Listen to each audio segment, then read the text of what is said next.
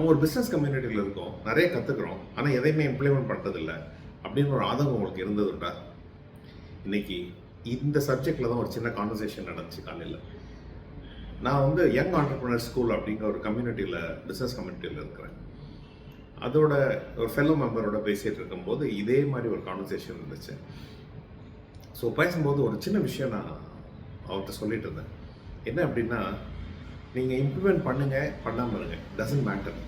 ஆனால் if you are part of a larger group, ஒரு proactive group, ஒரு growth orient குரூப்பில் இருக்கும்போது அந்த எண்ணங்கள், நம்ம கற்றுக்கிற விஷயங்கள் நம்மளை அறியாமல் நம்மளோட சப்கான்ஷியஸ் மைண்டுக்கு போயிடும். அப்போ நம்மளோட செயல்களும் நம்ம எண்ணங்களும் அதை நோக்கியே இருக்கும். அப்போ நீங்கள் உங்களுக்கே தெரியாமல், இல்லை நமக்கே தெரியாமல் நம்ம அதை இம்ப்ளிமெண்ட் பண்ணிகிட்டே இருக்கோம்.